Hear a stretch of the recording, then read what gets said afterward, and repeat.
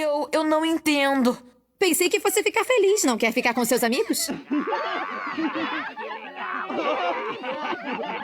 Não, eu quero que a minha vida seja melhor que a deles. Jeff, eu quero que pense no que falou. Um amigo que deseja ser melhor que você, que sente a necessidade da vida dele ser melhor que a sua, pode realmente ser chamado de amigo? Bom, esse episódio de Clarence nos dá uma ideia do egocentrismo que o Jeff tem e a necessidade dele de diminuir a capacidade dos outros comparado a ele. A premissa do episódio é bem simples. Um teste é realizado na escola de Aberdale e vai determinar se a turma vai entrar no grupo Pena ou no grupo Giz de Cera, sendo a Pena a turma da professora Baker, e o Giz de Cera daquela professora que sempre fica com o apito. Acho que ela é tipo uma professora de educação física, mas enfim.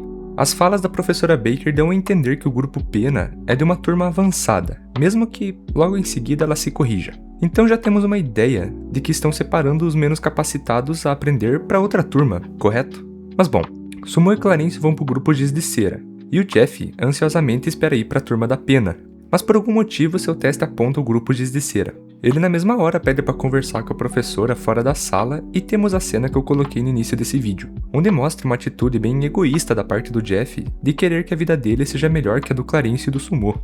É uma fala bem estranha para ter saído da boca de uma criança, mostrando que o Jeff desde cedo tem seu ego inflado e a necessidade de ser melhor que os outros. Em diversos momentos do episódio ele não aceita o fato de ter sido mandado para a turma do Giz de Cera, pois lá realmente estão os mais bagunceiros, por assim dizer.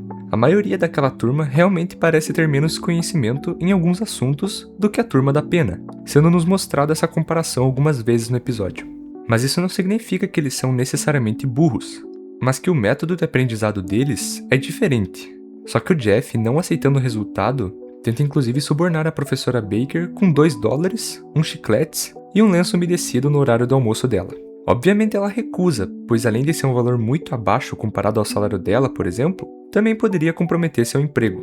O Sumo em determinado momento joga um apagador na cara do Jeff como forma de demonstrar o que eles estavam aprendendo, que na verdade era tipo um conflito entre vikings e astronautas, algo bem fora do comum. Mas o Jeff fica extremamente irritado e vai lavar seu rosto, nos dando essa cena meio vilanesca dele conversando no espelho consigo mesmo, deixando inclusive cair sabão no seu olho pelo excesso de raiva. Em outro momento, Jeff tenta entrar na sala da professora Baker pela janela enquanto eles estão em aula, e fica sentado junto a essa outra menina aí, como se quisesse só participar da aula com eles. Obviamente o diretor aparece para tirar ele dali à força, e nessa hora ele apaga, provavelmente pelo excesso de raiva dele. É nesse momento que é nos mostrado tipo uma alucinação do Jeff, que nos diz muito sobre os medos dele. Primeiramente é mostrado ele se olhando no espelho com uma aparência mais velha, o que pra mim com certeza é um dos maiores medos de todo mundo. Ver você mesmo velho, mas principalmente deve ser um medo gigantesco para uma criança. Se imaginar velho significa imaginar o final de sua vida, e para uma criança que está no auge dela, isso obviamente assusta. Em seguida é mostrado ele nessa idade mais velho, trabalhando em uma loja de conveniências junto com Clarencio, e seu trabalho é entregar adesivos de sorriso para os clientes. O Jeff fica apavorado pois está se imaginando no mesmo trabalho medíocre, entre muitas aspas, que o Clarencio, pois, como ele mesmo disse, quer que sua vida seja melhor que a do amigo. Então trabalhar no mesmo emprego que ele seria um pesadelo, e o significado de que a vida dele deu errado. Novamente, é muito assustador que uma criança esteja sendo representada com esses comportamentos. Se imaginar trabalhando com algo de sucesso é uma coisa, mas ter medo de trabalhar no mesmo emprego que seu amigo, pois quer ser melhor que ele, isso não me parece o pensamento comum de uma criança da idade do Jeff. Mas bom, ele acorda em um momento no meio de uma bagunça da turma Giz de Cera e o Clarence explica pra ele o que estava acontecendo. Só que o Jeff tá totalmente desanimado ali e fica deitado no chão até todos irem embora. Nessa hora, quase anoitecendo, ele levanta e vê o caderno com resultados do teste. Então ele olha seu nome e vê que seu nome tá no meio, está na média. E ok, agora vamos falar o que isso significa pro Jeff. Estar na média normalmente é algo mediano, você não foi mal, mas também não foi bem. Porém o Jeff atribuiu o fato da nota dele estar na média, estar no meio, como algo bom, algo equilibrado. Ele associou a média como um perfeito equilíbrio, como se ele estivesse entre a Pena e o Giz de Cera, mas melhor que ambos. Inclusive, ele fala essa frase aí. Eu sou especial. O resultado do meu teste mostrou que eu sou perfeito. Perfeitamente na média. Sabe o que quer dizer? Eu posso não ser uma Pena, mas eu desejo o melhor para eles, porque eles são imperfeitos, e eu não sou. Ele diz que não é uma pena, porque eles são imperfeitos.